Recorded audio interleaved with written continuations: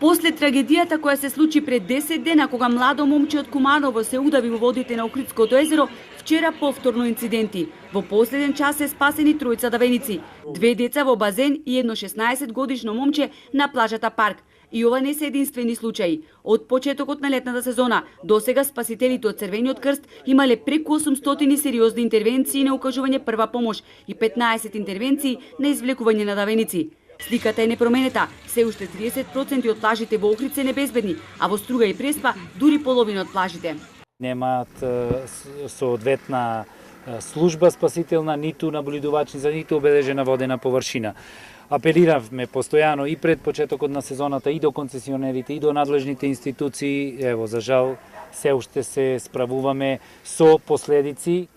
И порачувам на посетителите да се рекреираат на безбедни плажи, односно обезбедени со спасувачи на вода.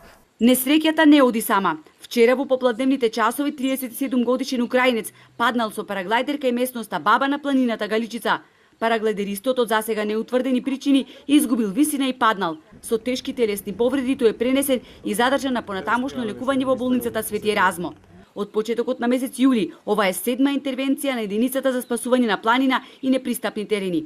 На 8 јули во ист ден завлакно беа избегнати трагедии. 4 животи висеа на конец. Двајца сопружници во последен час беа спасени на планина, а летот со параглајдер можеше да биде фатален за двајца љубители на овој екстремен спорт.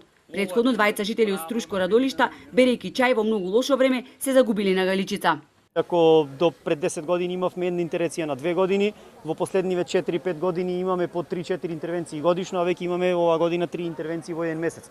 Така што претпоставките се дека ќе расте, како расте интересот за авантуристичкиот туризам, ќе расте и бројот на несреќи. Во услови кога авантуристичкиот туризам во Македонија не е доволно развиен, импровизација со безбедноста на туристите може да го уништи имиџот на дестинацијата.